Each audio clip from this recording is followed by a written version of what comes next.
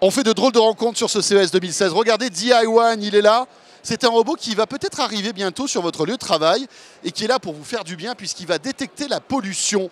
Et on va en parler avec l'inventeur de ce robot qui est avec nous ici au CES. Nous avons Ramesh avec nous. Bonjour Ramesh.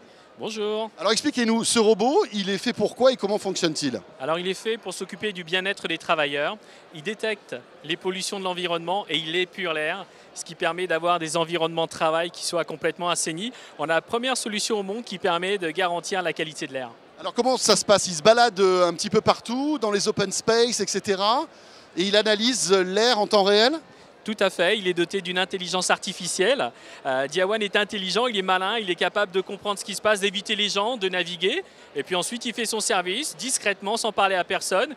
Puis il affiche ses informations sur des écrans pour vous dire « Travaillez, la qualité de l'air ici est bonne ». Et si elle n'est pas bonne, qu'est-ce qui se passe? Alors si elle n'est pas bonne, comme il est malin, il fait deux choses. La première, c'est qu'il lance son réacteur qui épure l'air, il crée une bulle d'air pour que les travailleurs soient protégés. Et puis le deuxième point aussi, il le signale aux responsables pour dire simplement attention, il faut peut-être activer un peu plus la centrale de traitement d'air ou faire venir quelqu'un de la maintenance. C'est un vrai problème, la pollution de l'air sur les lieux de travail?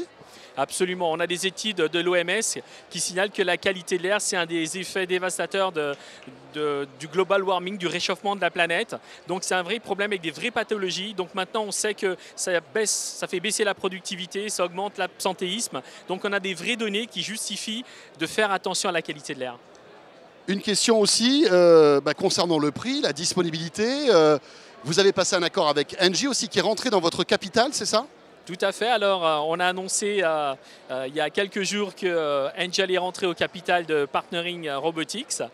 C'est l'entreprise qui a créé DI1, donc ça c'est fait, c'est une très bonne nouvelle. Et on va annoncer le 4 février le lancement d'un club d'utilisateurs qui vont pouvoir tester DI1 et surtout développer d'autres services dessus. Donc voilà, c'est une belle aventure qui commence. Alors ici, au CES, l'air est bon, ça va? La qualité de l'air est bonne et on a beaucoup de chance parce qu'on est juste au-dessus d'une sortie d'air. Et donc les capteurs de DI nous indiquent que l'indice est bon. Voilà, on peut respirer ici, vous voyez, on n'a pas de problème, ça c'est déjà bien.